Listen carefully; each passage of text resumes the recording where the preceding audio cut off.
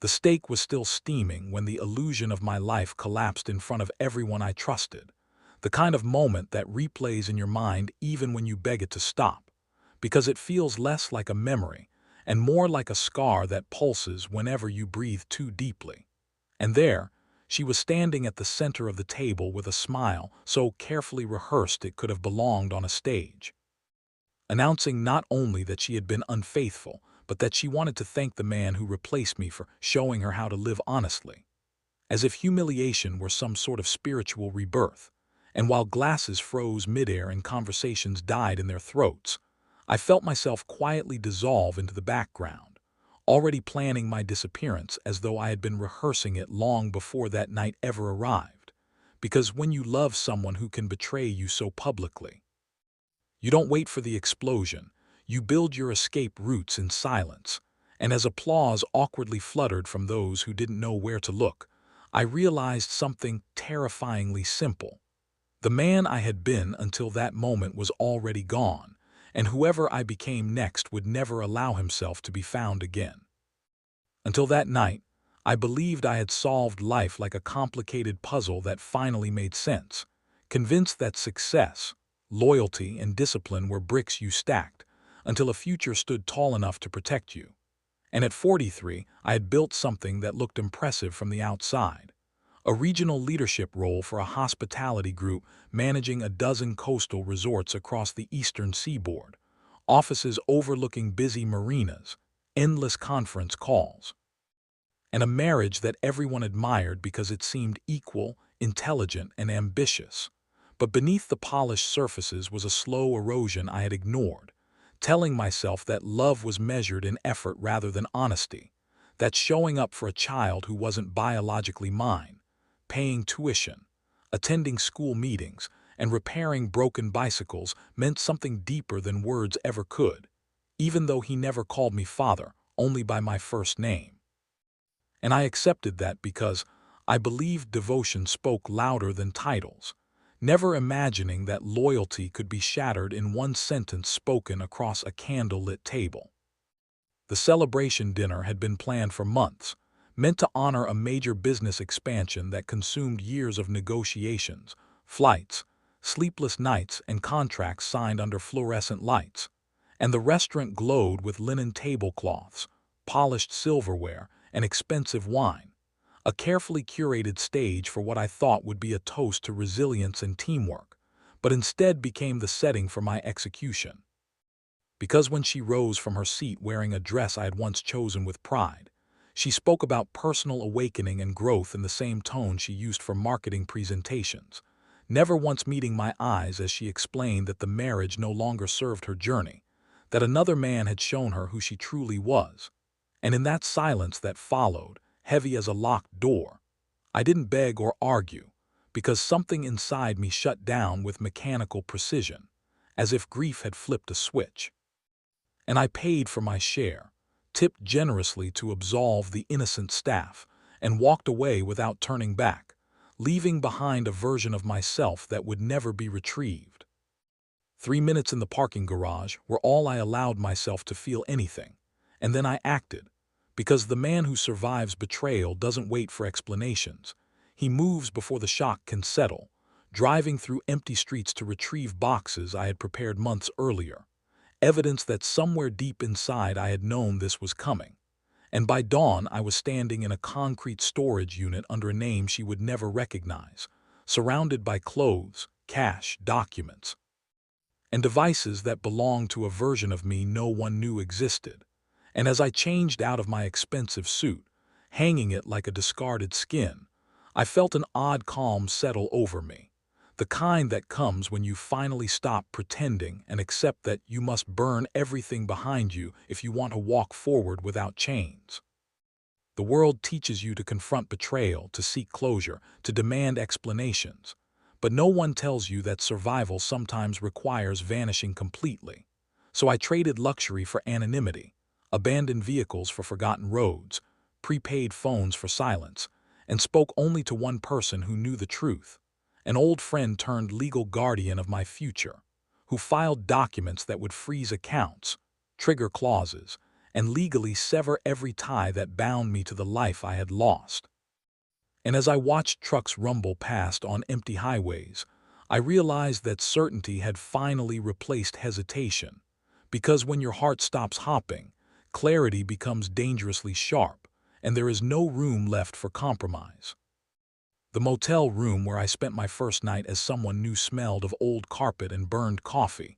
The wallpaper faded like a forgotten decade, and as I lay fully clothed staring at water stains shaped like continents, I thought about the boy I had helped raise, the one who had never chosen this chaos, who now stood in the wreckage of choices he didn't make. And though guilt pressed against my chest, I knew I could not stay, because remaining would mean accepting betrayal as the cost of comfort. And I refused to teach him that love requires endurance of humiliation, even if leaving meant becoming the villain in his story. At dawn, the confirmation arrived, legal filings completed, countdown initiated, and I understood that by midday the woman who once shared my name would discover that every door she assumed was open had quietly locked itself, not out of spite, but because she had signed agreements she never bothered to read, laughing them off as unnecessary precautions. And now those words became walls, proving that trust misplaced often returns as structure you didn't know you needed. And as notifications piled up from a phone I had already destroyed, I ignored them, knowing apologies cannot rebuild respect, and conversations cannot exist where dignity has been publicly dismantled. The letter from my father, written years before, felt like a prophecy unfolding across the quiet room, warning me not to mistake loyalty for self-destruction, reminding me that survival sometimes demands disappearance. And as I folded the paper carefully, I understood that he had seen what I had refused to accept, that love without reciprocity is not devotion, but voluntary drowning. And with that knowledge, I stepped fully into the person I was becoming, not driven by revenge, but by the necessity to reclaim ownership of my own life. Days passed as social media transformed betrayal into performance, as curated confessions framed cruelty as courage, while private systems quietly erased access. And the illusion of control slipped from her grasp, replaced by consequences she never anticipated, and I watched from afar as sympathy thinned. Followers vanished, partnerships dissolved, and desperation crept into every public word, revealing the truth no filters could hide, that authenticity without accountability is nothing more than spectacle, and the crowd eventually tires of even the loudest tragedy. When authorities were called under the guise of concern, my advocate redirected them with simple facts, and as I ate alone in a roadside diner, I realized that escape does not feel heroic.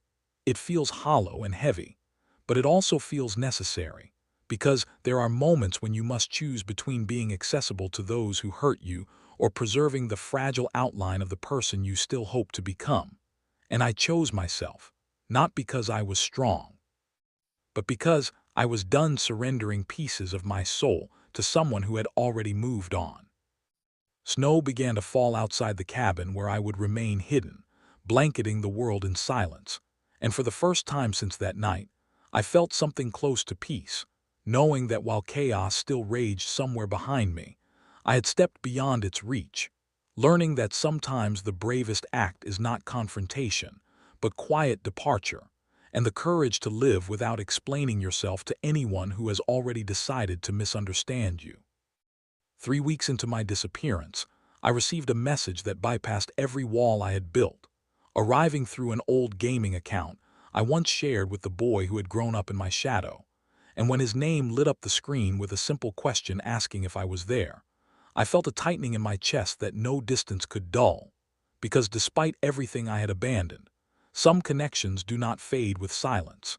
And as we exchanged careful words about his mother's unraveling, her anger, her confusion, and the stranger now living in his home, I realized that pain travels outward like ripples, touching everyone near the blast even if they never caused it. And though I wanted to offer solutions, I understood that some storms must run their course before calm can return. He spoke of sleepless nights and conversations that ended in shouting, of trying to remain invisible while chaos echoed through the walls. And when he asked if I was okay, I hesitated, unsure how to define survival in a life that had been stripped down to its quietest version. Because peace is not the absence of sadness, but the ability to breathe without fear. And while I assured him that he deserved choices beyond the mess he inherited, I also knew that protecting him meant maintaining boundaries that would prevent his mother from pulling him into strategies meant to reach me, since desperation often disguises itself as concern. The legal tide shifted quickly, and as claims collapsed under their own contradictions, her situation became impossible to deny, with visas unraveling and deadlines closing like doors in a long hallway, forcing her to confront the reality she had postponed through denial and curated narratives. And while part of me expected satisfaction, what arrived instead was exhaustion, because when someone finally faces the consequences of their actions, it does not restore what was broken. It simply ends the argument you no longer wish to have, leaving behind a silence that demands you decide who you are without the conflict defining you. Her final online confession lacked the performance that once carried her through applause, replaced instead with tears that felt hollow against the damage already done. And though she begged for conversation under the banner of concern for her child, the comments revealed that audiences eventually recognize manipulation when patterns repeat, and I refused to engage, not because I lacked compassion, but because compassion does not require self-sacrifice to remain genuine. And as night settled around me, I understood that caring from a distance is sometimes the only way to remain whole. Time stretched, reshaping me in ways ambition never had, as I learned to trade spreadsheets for tools, silence for rhythm, and chaos for intention, discovering that creating with my hands grounded me in a present moment that required no validation. And through simple routines, I found purpose in craftsmanship, shaping forgotten wood into something meaningful, proving that reinvention is not about erasing who you were, but deciding who you will no longer be. And in this quiet transformation, I finally felt free from the shadow of the life that once defined me. When she eventually found me, standing on a deserted shoreline beneath pale skies, her presence felt unreal, like a ghost stepping out of memory. And as she tried to reclaim a connection that no longer existed, I realized that indifference is more devastating than anger, because it confirms that a chapter has ended beyond repair. And when I told her that I no longer cared, the truth struck her harder than any accusation could have, leaving her to face the emptiness she had created without my participation. Months later, the boy returned as a young man, taller, stronger, carrying the resilience forged in hardship. And as we shared meals and quiet conversations, I saw that survival does not require bitterness, only honesty. And when he thanked me for giving him options instead of explanations, I knew that sometimes love is expressed through preparation rather than presence, offering futures rather than promises. News arrived that the woman who once held my world had rebuilt elsewhere, chasing reinvention again. And though her story no longer intersected with mine, I acknowledged that closure does not come from apologies, but from acceptance, the quiet understanding that life continues even when chapters end without resolution. And as I stood beneath starlight, surrounded by the steady rhythm of my new existence, I felt no victory, only contentment born from becoming someone I could finally respect. Years passed, and I welcomed new connections carefully, understanding that trust grows through consistency rather than declarations. And as I shared laughter and small moments of peace with someone who understood patience, I realized that healing is not dramatic. It is subtle, built through ordinary days that slowly teach you to hope again, proving that even after devastation, the heart can learn to open without fear. Looking back, I no longer measure success by titles or applause, but by the quiet strength to walk away from what diminishes me. And as messages from the young man who once needed me now carry news of his own achievements, I see the ripple of one decision changing countless lives, reminding me that choosing yourself is not selfish when it prevents a cycle of harm. And in that truth, I finally found the peace I once searched for in places that could never provide it. And so, standing beneath endless skies, surrounded by work that reflects my hands and a life that reflects my choices, I understand that redemption is not about winning or losing, but about becoming someone who no longer needs to prove their worth. Because when you stop chasing validation, you discover that freedom was never about disappearing. It was about returning to yourself.